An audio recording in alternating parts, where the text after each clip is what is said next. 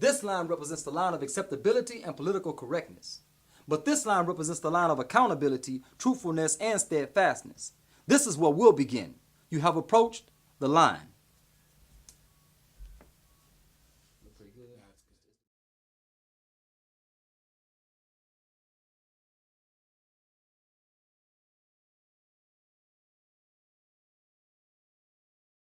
Hizb ut-Tahrir, a political party established in 1953 by Sheikh Waqadi Taqi Nabhani. Hizb ut-Tahrir is active worldwide, as well as banned in as many places. Hizb ut-Tahrir recently hosted a Khilafah Conference, June 26th of this year in Chicago. This episode of The Line will be a review of this conference. We have with us two of its attendees, brothers Asadullah wa Isa. Assalamu alaikum. Wa alaikum salam. Tell me, brothers, how did you first come to know about this Khilafah Conference being held in Chicago?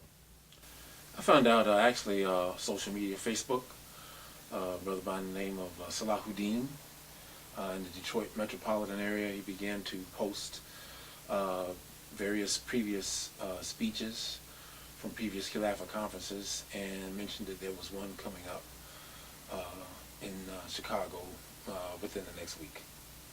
Okay, alhamdulillah. And you, brother? From the website. From the website, alhamdulillah. Are either of you members or supporters of Hizb ut-Tahrir? Concept, yes. Members, no. We filled out just a brief sheet upon arrival. We're given a constitution and a CD, which has some previous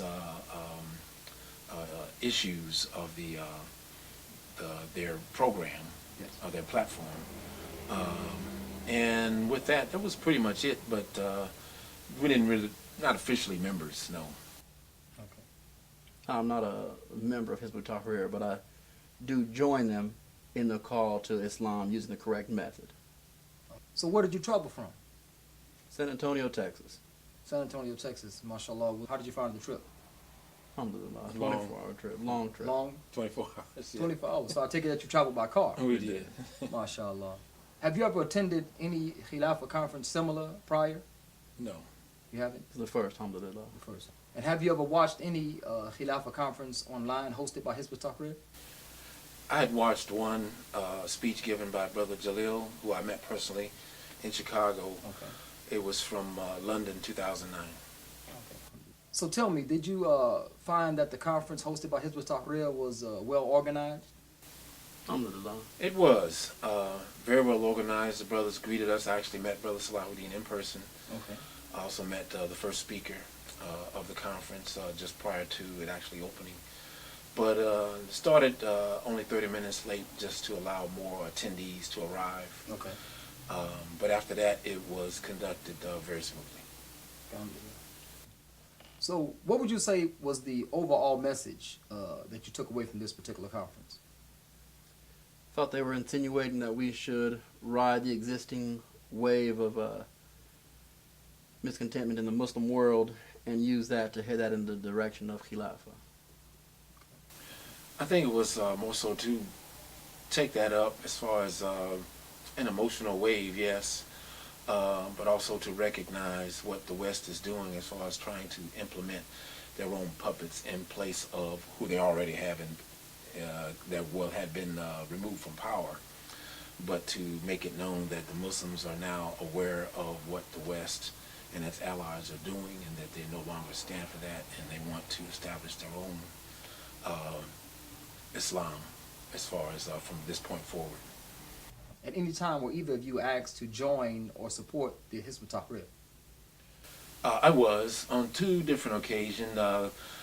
It was more of an encouragement to join. It was not like I didn't feel any kind of pressure to join, but it was an invite to, please join us. The Hizb is really doing the work.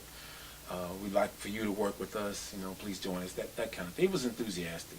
Okay, alhamdulillah. Yeah, How about yourself? They gave a general invitation to the audience, and several brothers discussed it, before and after the show.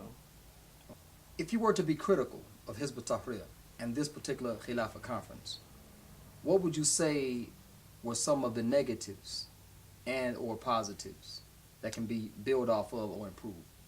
I'm a little concerned with the a segment of the conference where they gave a call and response to the audience as to the success in Egypt, insinuating that there was that we have had a success with Egypt, and he called for the audience to affirm that with a yes, several times. I was a little had some questions about that particular segment. For me, it was at the end where a Muslim had asked a question about who was this movement concept for, and the two-person panel at the end said that it was just for the Muslim lands. And I did come in with an open mind, but to discover that they were kind of pointing more toward just the Muslim lands was a bit, I won't say disconcerting, but I felt like it definitely needs to be here because this is where the fitna originates, where it comes from. And I can understand wanting it to be in the Muslim lands, but certainly I think maybe a two-pronged effort here and in the Muslim land, I think would be, in my opinion, be very effective.